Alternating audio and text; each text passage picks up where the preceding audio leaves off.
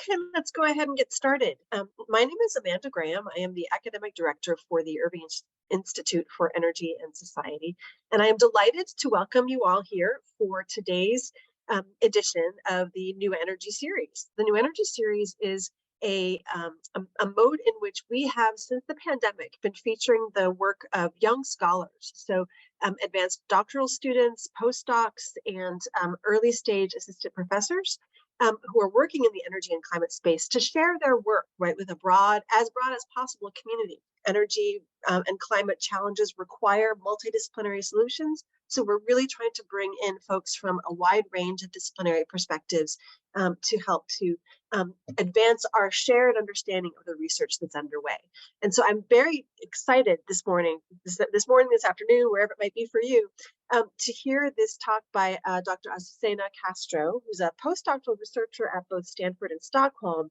And her talk title is really intriguing to me. So I'm looking forward to hearing more about this talk, Energy Justice from Below, the Role of Artivisms from the Sacrifice Zones for a Situated Political Ecology of the Energy Transition, insights from both Colombia and Argentina. And so I'm delighted that we're able to have Dr. Castro's talk moderated today by Professor Maren Greenleaf from Dartmouth College. Maren is an anthropologist, and she is also a core member of the Affective Currents Institute that is part of the Environmental Humanities Initiative here at Dartmouth College. And Maren, I want to hand things over to you to get things started for today's seminar. Thank you so much. Thanks, Amanda. Yeah, it's my total pleasure to introduce and welcome Azucena Castro, who's a Swedish Research Council postdoctoral fellow at the Stockholm Resilience Center at Stockholm University, and is also at Stanford University in the Department of Iberian and Latin American Cultures. So currently physically there at Stanford, and she's leading a 36-month project called Multi-Species Futuring Biocultural Diversity in Latin America and Caribbean Future Fictions. And that project looks at future making practices in Latin America and the Caribbean that involve multi-species worlds in this time in which biodiversity loss is in everyone's attention, and she does this by drawing on a number of different really important and interesting theoretical fields, including feminist posthumanism, new materialism, environmental justice scholarship, indigenous and decolonial thought, and brings those into the kind of conversations that are happening in the environmental humanities and beyond. So I just want to thank you so much for joining us and really helping us to think about energy and the energy transition in different ways than I think many people do. So please take it away. Thank you so much. I'm gonna try to share my there, and I hope you see it. And also, I hope that you see that I'm passing down. So my name is Azucena Castro, and I am a Swedish Research Council postdoctoral researcher at Stockholm Resilience Center, Stockholm University, and the Department of Iberian and Latin American Cultures at Stanford University. And thank you for this invitation to the New Energy series. And in this presentation, I want to share about two interrelated projects that I've been working with and that deal with creative activism or artivisms in relation to energy justice in La Guajira, Colombia, the northernmost region of South America on the Caribbean Sea, and the Patagonia region in southern Chile and Argentina. And pardon my Argentinian accent in English, I'm happy to clarify if something is unclear. So I am an interdisciplinary scholar working with environmental and energy humanities with focus on Latin American cultural studies. In my projects, I'm interested in environmental cultural productions and creative activisms in Latin America that combined art science and community-based approaches to reveal the history of extractive violence on the environment, and to highlight other environmentalisms and forms of climate justice as alternatives to environmental destruction. In the global south, green energy projects involving solar, wind, and water-based energy are not devoid of conflicts, and in many cases, these entail new forms of colonialism and extractivism that cause dispossession and perpetuate violence on the territories that are planned by national authorities as sacrifice zones to satisfy the demand for clean energy. The two collaborative projects that I have been developing have as a starting point the conflict between national energy plans for the next 20 to 30 years to transition to clean or green energy in Latin America, and the demand of local communities that this transition be popular and just, and in consultation with the human and non-human communities that inhabit the territories, and where these new energy infrastructures are being placed, as Argentine sociologist Maristela Svampa suggests in her book, The Energetic Transition. I hope you see that I'm passing the slides. In this presentation, I will focus on the energyscapes. This is a term by D.C. Howard, of the department La Guajira and the Patagonia region as multiple and nested sites of connectivity over energy and their relation to energy justice, environmental conflicts, and social movements in new geographies of green extraction in the context of the transition to clean energy forms in the 21st century. La Guajira and Patagonia regions have historically been considered as deserts in the national geographic imaginaries shaped since the end of the 19th century. This desert image became part of the popular imagination that highlighted these regions' isolation, backwardness, and lack of action, while stressing the abundance of natural resources lying there, just like calling to be made productive and integrated into development plans, which open these territories to ecocide and dispossession. So in this presentation, I will engage with emerging forms of artivism or creative activism that allows for local expressions when the community's basic needs are not met. And this is a definition by artivist and ecofeminist Silvana Torres Opaso. The argument that I will put forward is that emerging forms of artivism in these regions both highlight the history of socio-environmental oppression due to extractivism and call for community-based energy justice, while offering new conceptualizations both of energy and the idea of desert. So in her cultural energy study on solarities and solar culture, Sheena Wilson argues that, and I quote, those concerned about energy and climate justice must agilely follow the battle for the energy future where it is being fought, end of the quote. In the collaborative projects I carry out, I'm interested in regions where these battles for energy and climate justice are being fought.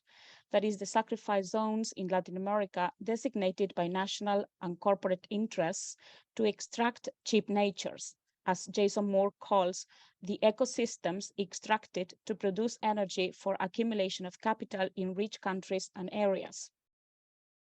However, these are also zones that offer resistance to those logics and where affected communities are fighting back, as Argentina sociologist Candela de la Vega from the research collective El Llano en Llamas at Universidad de Córdoba argues in her paper, I Fight, Therefore I Am, Sacrifice Zones and the Geosocial Dimensions of Environmental Struggles.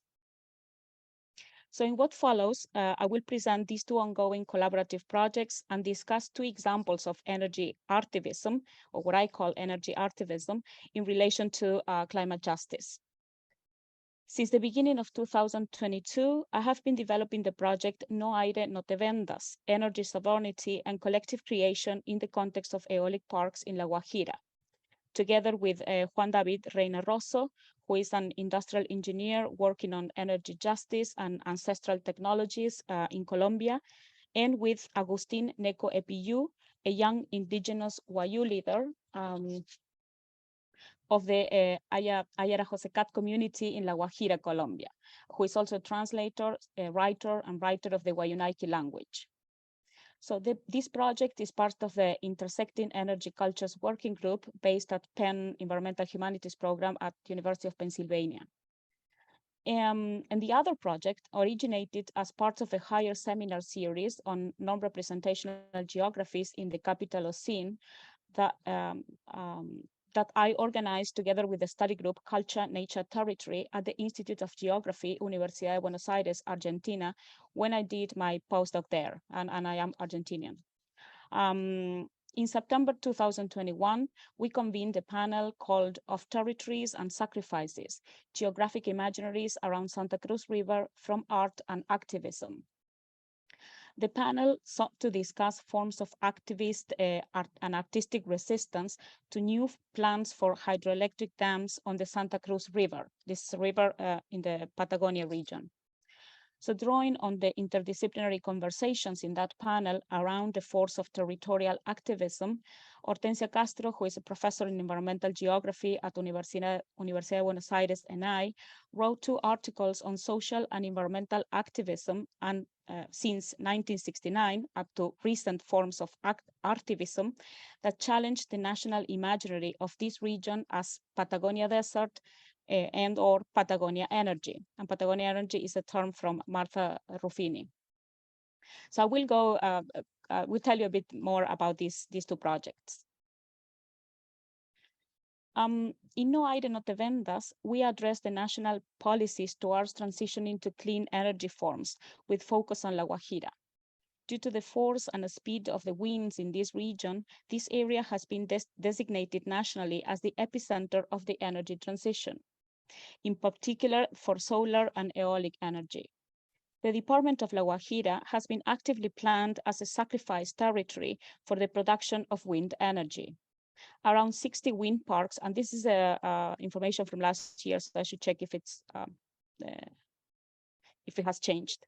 Around 60 wind parks have been designed in the Guayú territory without the participation of the indigenous communities. In particular, the municipalities of Uribia, Manaure, and Nazareth, located in the northeastern point of South America, have been greatly affected.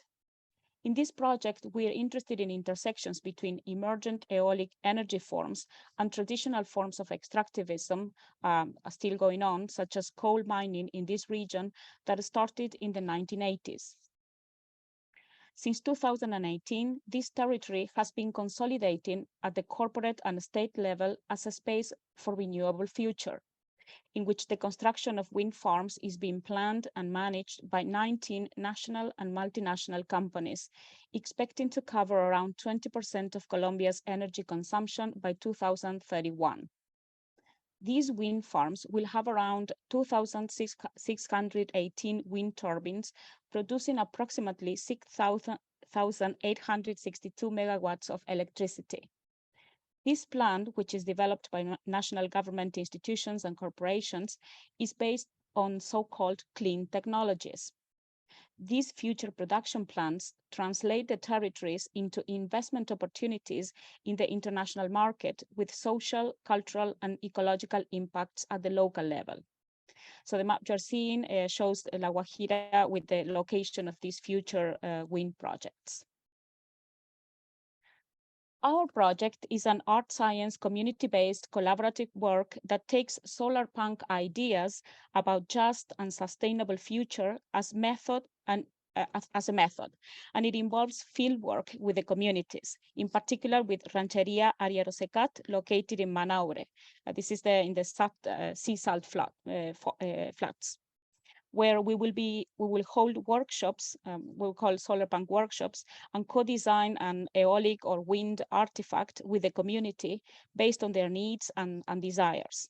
And the process will be included in a short film produced by NECO, our community partner. So it will be the film will be in Wayunaiki, English, and Spanish. The field work and workshops will take place next term, but NECO, our community partner, is already producing parts of the film with materials he is gathering, such as a map. He's designing a map of the winds based on the Guayú cosmology as a counter map in relation to the meteorological mappings done by institutions, for example, such as the World Development Bank, which are designed to mark areas from where to extract wind energy.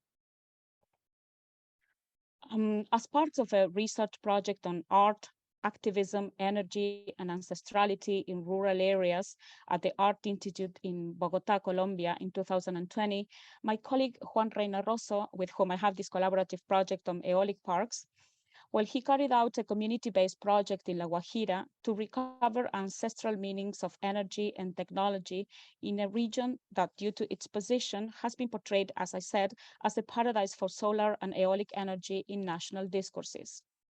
This process is gathered in the bilingual book Tecnologías para abrazar el sol, or Technologies to Embrace the Sun, which is written in Spanish and Wayunaiki, the Wayu people's language.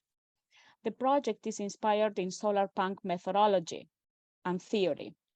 And solar punk is a literary genre and cultural movement that started around 2014. And there is the solar punk, this collective solar punk manifesto, but also Brazilian solar punk.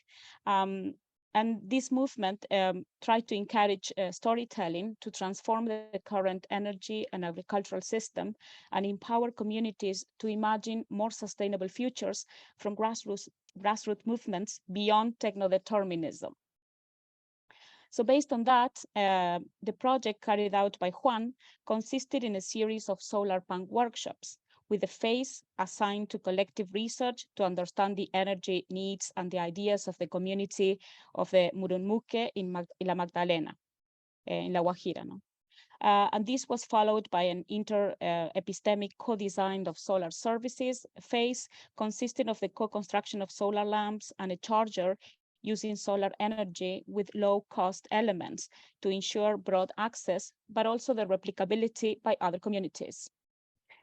Energy sovereignty consists of the rights of particular communities to decide on energy matters without interference and servitude, as the requirement to increase profits and satisfy shareholders to which private enterprises are currently tied, and which is a fruit of the commodification of energy. And this definition is from the journal El Ecologista by Del Bene.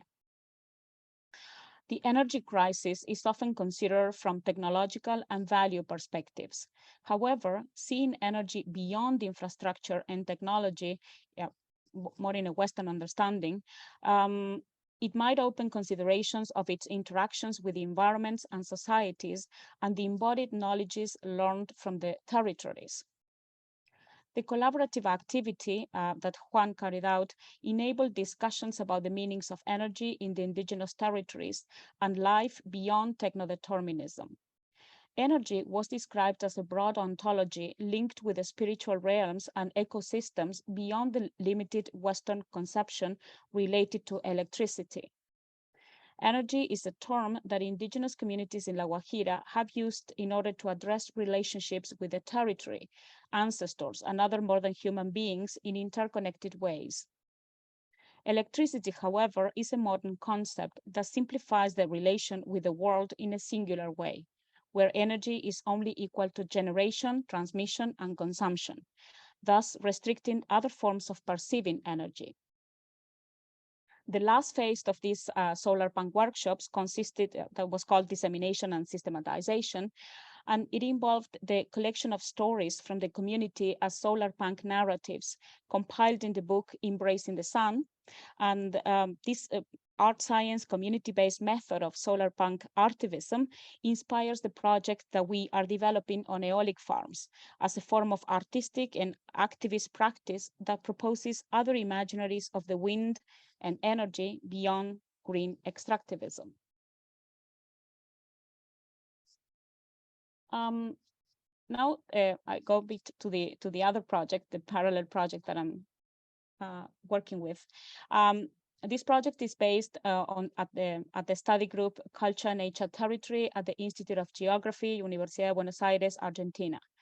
And as I said, in September 2021, we convened a panel called Of Territories and Sacrifices, Geographic Imaginaries Around Santa Cruz River from Art and Activism, where we gathered artist Silvana Torres Opaso, whom I will talk about a bit more later on, together with a scholar in environmental science and an ecofeminist filmmaker, to discuss the creative, territorial, and legal activisms taking place in Patagonia, to stop the hydroelectric projects on the Santa Cruz River, that is considered the last glacial river.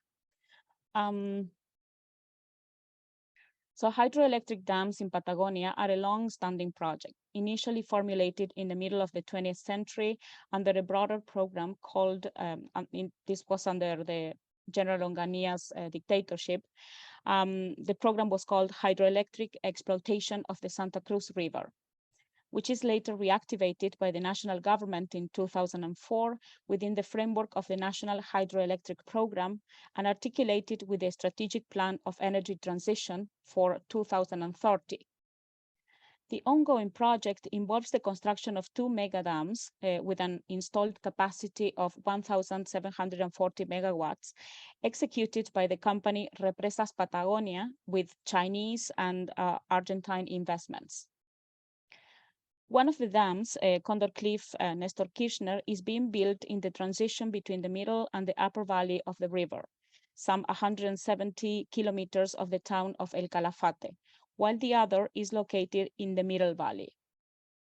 With the concession of the project to construction companies and the consequent start of the works, a multi-scalar variety of protests and movements has originated, partly stimulated by the experience of the Chilean movement Patagonia Without Dams. So the panel organized by the Culture Nature Territory Group in September 2021 sought to discuss some of these resistances and their motivations, their practices and languages, and the geographical imaginaries that they were questioning. Drawing on the interdisciplinary conversations in the panel around the force of territorial activism, Hortensia Castro and I wrote an article on how contemporary forms of Artivism oppose the national imaginary of this region as Patagonia-energy. As we had gathered interesting material about socio-environmental activism in the 60s, was more social activism than socio-environmental, under the construction of the first hydroelectric dam, Complejo Chocón Cerros Colorados, that was built in 1968.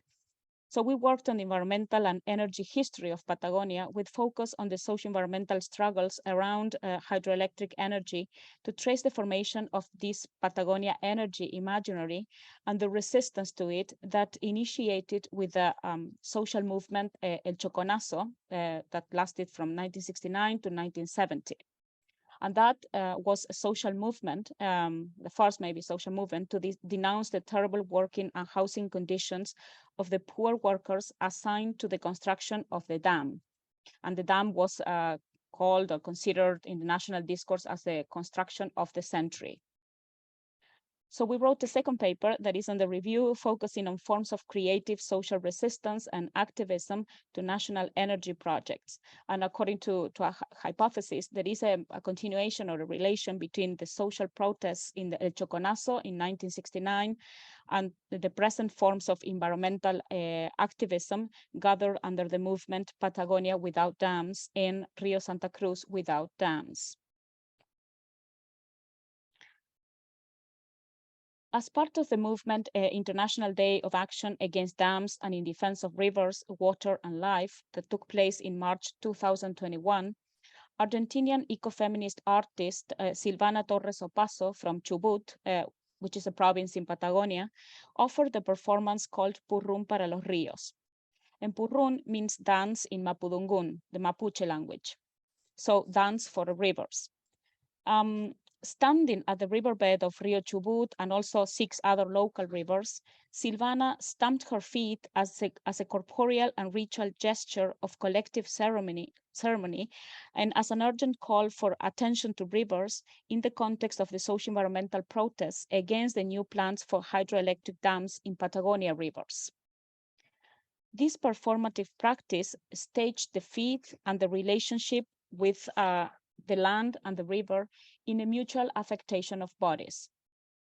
Later, through the hashtag Purrún para los Ríos, Silvana sent out an invitation through social media to a collective dance ritual, a purrún, organized by the activist group Patagonia Libre de Represas, Patagonia Without Dams, which was coordinated also by the group Santa Cruz Artivisms. This dance constituted a collective call for the rivers and waters in the face of the suffocation of predatory extractivism in the region. And it also pointed to other epistemologies of the relation between rivers and energy beyond extractive imaginaries. With the performative intention of making a choral voice with the stamping feet on rivers and soils, connecting diverse territories, Silvana invited the public, but there were mostly an invitation to women, through social media to record a video with any technology showing stamping feet on the shore of a local river.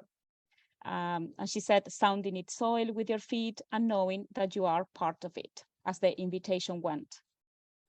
The rhythm of the dance consisted of 3 dots, 3 dashes, 3 dots to make the SOS call in Morse code. And later she urged the other women to upload the video on social media and to send it to the art and environmental activist group where she participates for educational purposes. So the fixed camera shot on the stamping feet on the soil opens for new perceptions of the connection between body, energy, and territory. This way of engaging the public in this performance art activates the body in connection with the territory through the collective energy of the bodies, thus enabling new senses of energy, if we understand it as a force that can move things, but beyond its understanding as electricity, that is consumption and production. The connection between the bodies, coordinated under the same purun with the SOS rhythm, releases bodily energies that are produced in the contact of the feet with the ground, that is the riparian materialities, the sediments, the water, thus opening for collective, somatic, ancestral, and rooted ways of understanding energy beyond the extrasomatic understandings of energy as a motor for progress and development. The performance proposed by Torres situates collective bodies in an action through the ritual dance and the invitation to produce and send videos through social media. As the body becomes collective, sound and rhythm give shape to a public voice that connects and makes visible the humans and non-humans inhabiting these sacrifice zones constructed as desert for energy consumption and production. So I'm about to finish.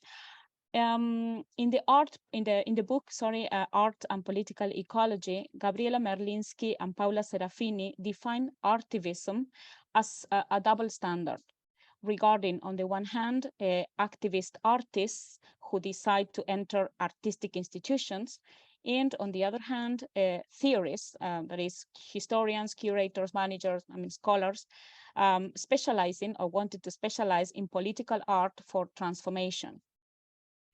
The forms of artivism that I have discussed and that inspire the collaborative projects that I'm involved in both show this double standard, blurring the boundaries between art and politics, private and public, academia and society, to ask ethical questions for an energy justice that emphasizes equality in the energetic transition by insisting on the questions: what is energy, energy for whom, and whose energy future imaginaries?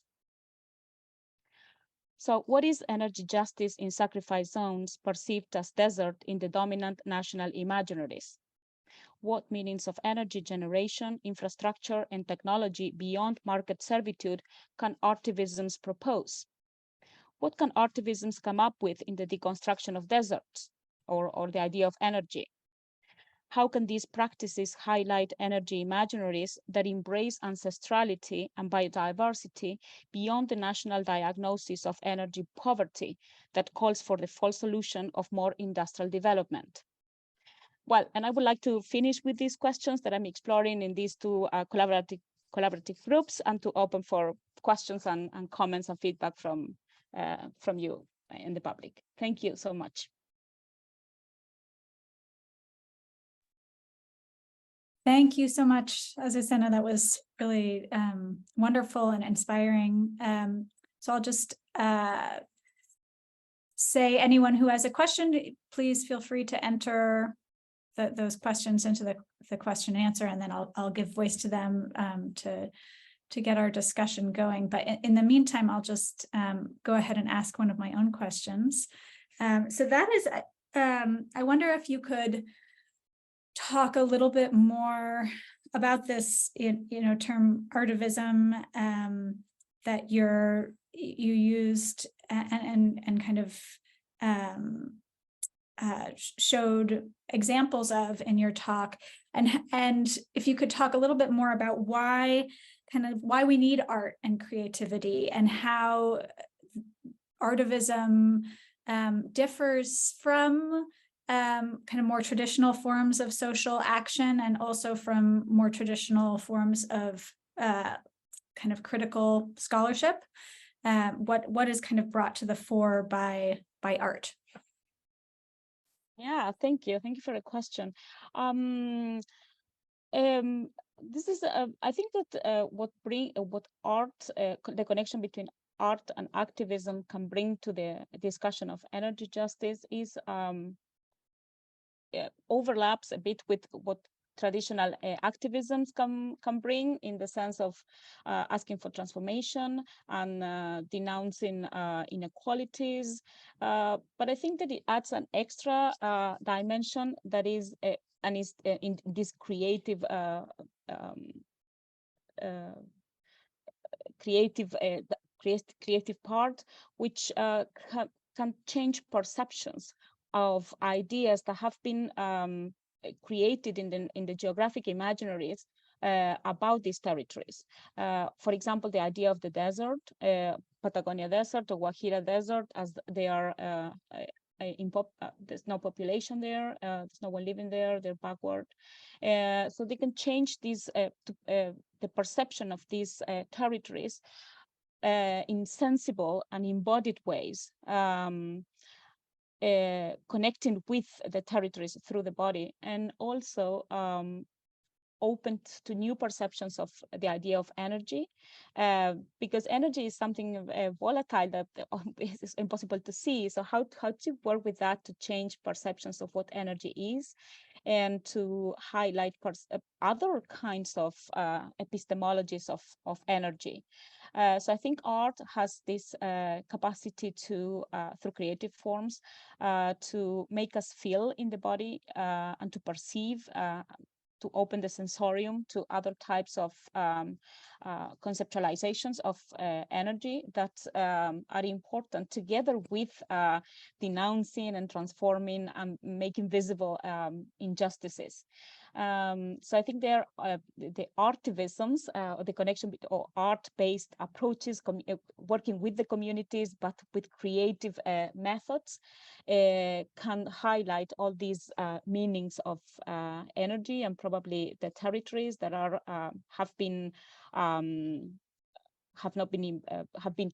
constructed by national discourses in to make them extractable, let's say. Wonderful, thank you. It really resonates with conversations we've been having in this Environmental Humanities Institute that Amanda mentioned about kind of affect, and how to move, use thought and critical mind, but also to bring in senses and change perceptions. So thanks for that.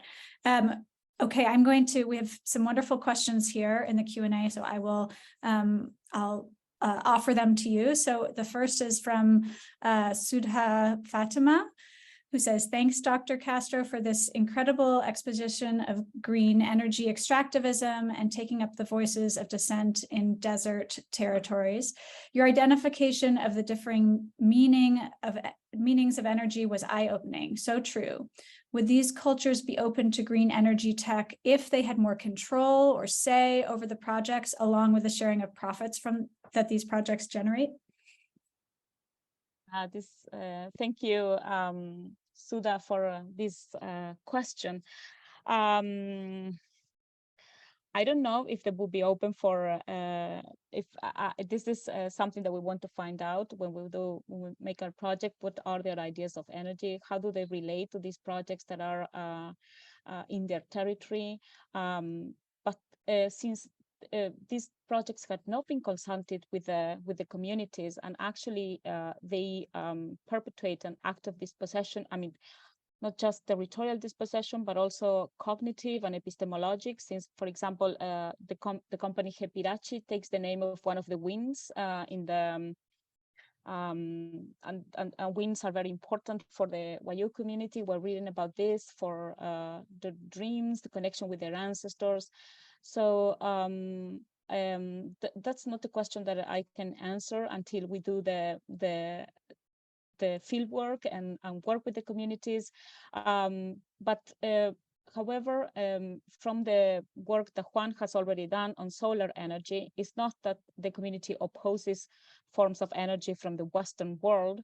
What they seem to be reclaiming is integration in these decisions, and also like that satisfying their basic needs, because it seems odd that there is a big production of energy just in their territories, but they don't have electricity to charge their own mobiles. So I think that's our idea is to start with this project from what are their needs, what are their desires, what are dreams, what are their connections with energy, and start from there onwards to produce something collaborative instead of going with our ideas of what they might believe or want. But this is an important question to that we hope to answer at the end of the project. Thank you. Thanks. I guess we'll just have to have you back in a few years to tell us what you figure out in through these kind of collaborative methodologies. The second question is from Natalie Almanza, who says, some of these areas currently don't have access to clean, reliable energy sources, as you were just talking about, using mostly fossil fuel energy sources. How do you suggest is the best way to bring energy to these areas without disrupting the culture and traditions? Well, I think thank you, Natalie, for a question. I think it's the best way is to consult with the communities, what their needs are, what their desires are, how do they envision their territories in the present and the future. But I do agree that what you said about the not having access to clean and reliable energy sources, and I think this is something to start from. Finding out what their desires and needs are, and not from the national policies that are done from above, but rather to begin from below. What are the discussions going on in the community around energy and the needs? The thing is, like, there is a conflict between those needs. I mean, those needs are not listened to, and the projects are national and come from above, and they're imposed upon them and their territories, and sometimes with promises, false promises of development and work. So I think that there's I don't have an actual proposition on how to answer your question, but I think that the methodology or the way to go about would be the one that I described. Thank you. Thanks. The next is from Catherine Milan, who says, thank you for for telling us about this wonderful integrative work on energy. Can you talk about whether community ownership of small-scale hydro, wind, and/or solar has been part of any of the art activism work you are involved with or aware of, either in the Patagonia Desert or other sites in South America? So kind of building on these questions that were just asked.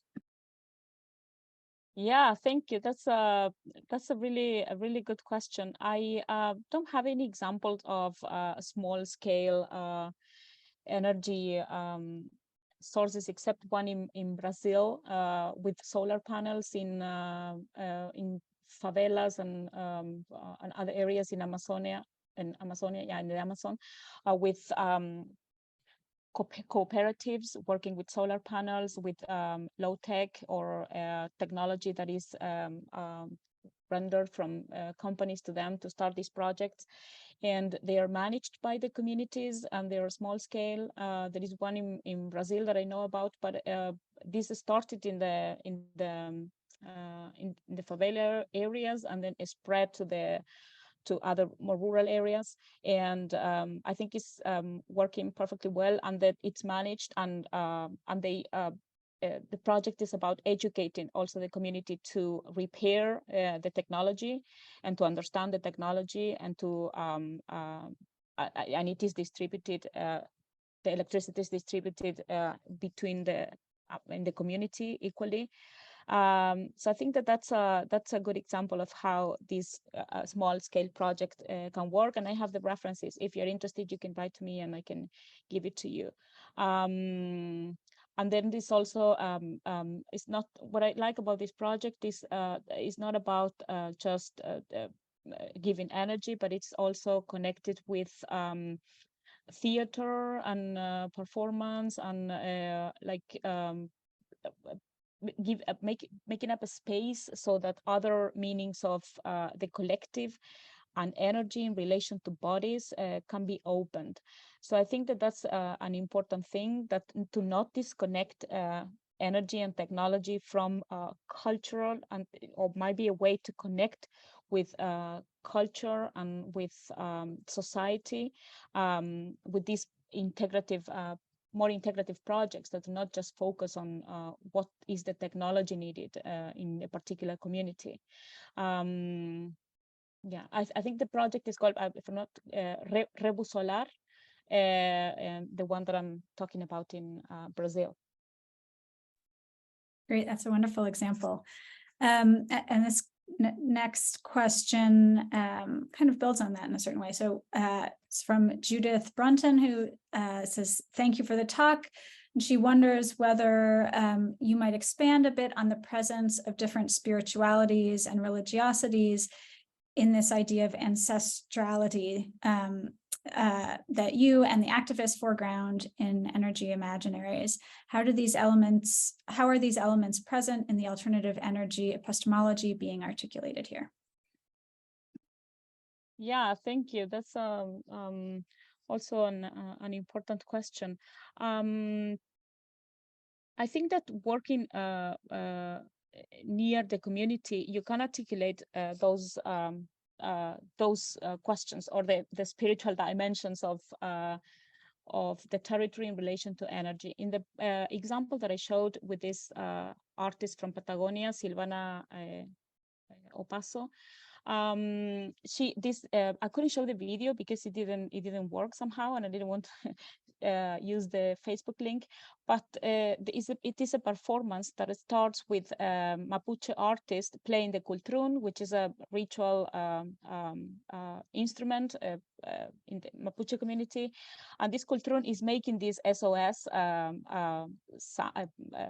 tones, and from there from that tone it goes to the take on the feet, stamping on the ground. So I think that that's a way to include the ancestral or ancestrality in the artivist practice, by involving the meanings of energy and the meanings of the body and the territory with the cultural expressions from the people that inhabit those territories. And in the other project, the solar pump project that we are carrying out in La Guajira, well, we are doing this with a community partner, Agustin Neco, and he will produce the film the way he wants. I mean, we will do the workshops and we will collect the stories, and he will come up with the way the workshop in the way that the film, I'm sorry, in the way that he believes expresses this ancestrality and spiritual dimensions of wind, and what the community has discussed in those workshops. So I think that that's our way of engaging this ancestrality and in that project, and cultural understandings of the environment from the communities. Great, thank you. There's still time if anyone else wants to write a question. Another one here from Sudha, who writes, what is the potential for progress against this extractivism in these communities? And how can we support them? I'm from the global south, and these stories of exploitation, dispossession, and dislocation are all too common.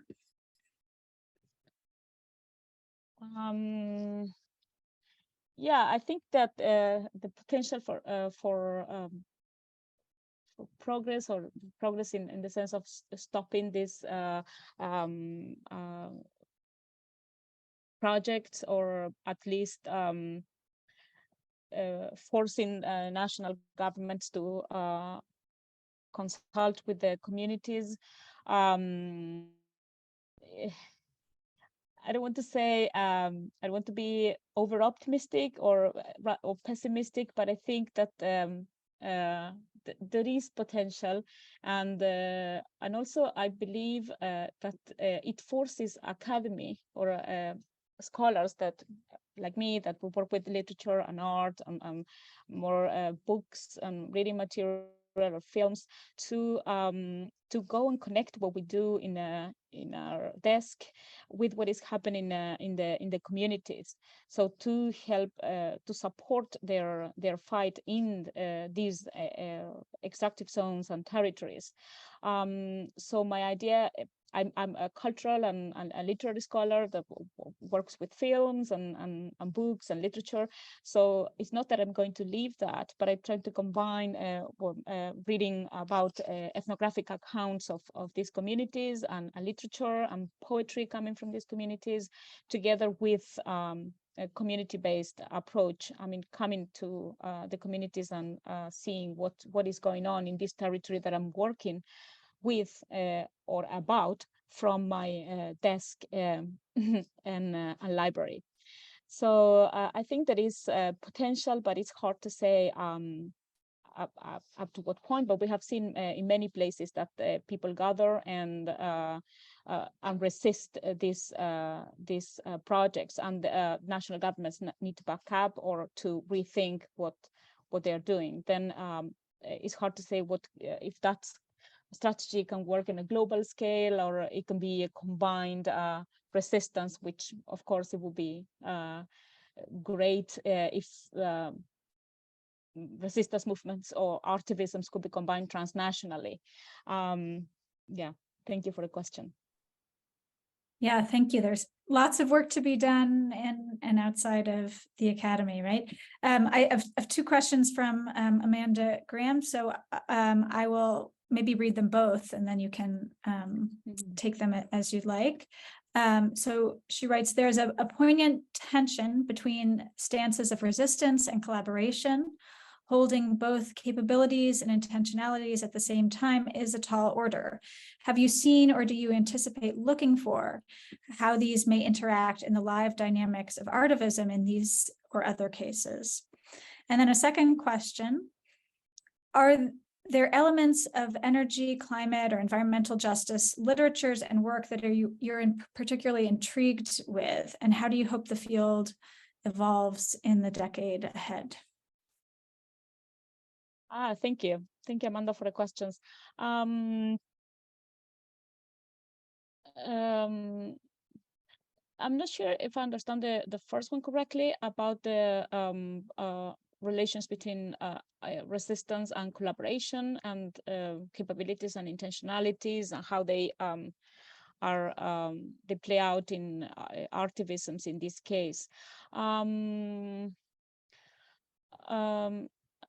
I think that if I understand the question correctly, I think that what these or at least the forms of artivisms that I'm interested in, or that I'm collecting and involved in, try to combine resistance, but to move from the individual subject or the individual artist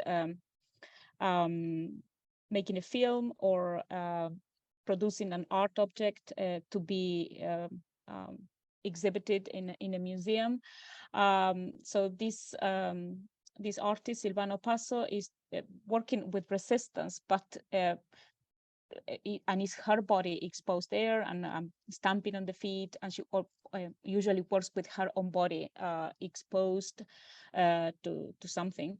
But the fact that she calls for this, or she invites the public to send these videos and to participate in a collective dance, I think it's somehow this enters the subject, the individual subject, or the focus on the subject. And it's also you have the shot on the feet and not on the whole person. So I think that is trying to create resistance and collaboration, but also with an non-anthropocentric view, which I think is important in that connection. And I think that's the way these artivisms are kind of working, trying to express resistance, but to spread it out in collaborative ways and find more voices to join that resistance in creative ways. And yeah, I'm really I am a scholar in environmental humanities, and I have worked with eco-poetry, forms of climate literature and film. So I'm really intrigued about how to combine that work with a more community-based approach, that where the concepts and the genealogies of the concepts that we're using when we write things doesn't just come from reading or combine the cultural productions with more ethnographic work, if you want to call it, like consulting and working with communities and discussing these concepts that we use in our papers, and putting them out there to in Spanish we have a word, intemperie, in the open, to see how others think of the work that we're doing in academia, because we're working on these territories, we're producing concepts and knowledge about them. So that's something that has intrigued me a lot, and this is something that I've turned to in my research, and I hope this field also evolves in that direction, to more art science or community-based projects that can involve communities, and also connect art and science, but also in critical ways, not just taking the facts of science, but in more collaborative projects. And however, I work with cultural products. I mean, with film, with literature, with art. So I don't think that we should stop studying those cultural productions. I think they're really important. But trying to combine that study with community-based approach, I think for me it seems the way to move forward in the environmental humanities and the energy humanities fields. Wonderful, thank you. And I think the research that you presented in this talk really demonstrates that potential for combining, cultural forms, artistic form, and community engagement. We're coming to the close here, but I just wanted to see if you had any thoughts you wanted to leave us with. No, it was a pleasure to share my work here, and I will be very happy to come back like in a year or so, and to share the results of both these projects, and and to answer, maybe come up to the questions that I got today and see how I can answer them. And I think that would be really helpful, because these were really interesting questions, questions that we are discussing with these groups. It's not, even if it's exciting, that's not an easy job either, like to define what is artivisms. It's difficult to define this is artivism, and this is a traditional form of art or activism. So that's something that we're working on, and also working with communities is also like is challenging, and it's we're discussing also that too in our groups. So that would be really I would be really happy to come in when the projects are almost finished and to share the results with you. And thank you so much for this invitation and the wonderful questions and comments. Thank you both so much. This was a lovely conversation. I really enjoyed the questions that we heard from many different folks. And Azucena, I learned so much, right, about thinking about energy and in the context, right, that you're studying and how it is embodied as well as resourced, as well as, you know, the multiple dimensions of energy and what it means to really see and honor those. So thank you for sharing your work with us today. And I love the idea of a repeat performance, right, to come back to some of those questions that you were asked today. That may be a new innovation for our new energy series and the work that we're trying to do to bring this group of young scholars together to share what you're thinking on. So much appreciation to you both. I do want to let folks know that we are in the last call phase for participants in the summit that we are convening this summer of this very group, right? So of our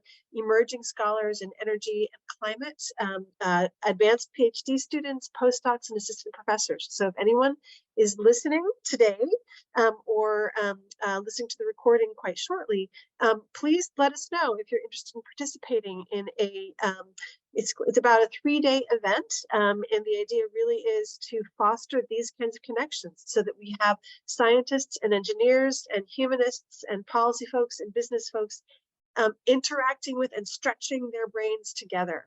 Learn more at dartgo.org/Summer Summit 23. The summit itself is in late July, but we are doing our very last call for participants for that. So that's one of our big activities coming up. As we all know, we're nearing the end of the academic year, and so this is our last New Energy Series seminar of the spring. We will be back in the fall with a new roster of young scholars in the space. So be sure to subscribe to the mailing list of the Uri Institute to stay updated on this and other events. So with that, I wish you all well. Be healthy. Congratulations on finishing or nearly finishing, you know, another academic year, and stay in touch. We love having you join our events. And thank you again, Azucena and Marian. Bye-bye.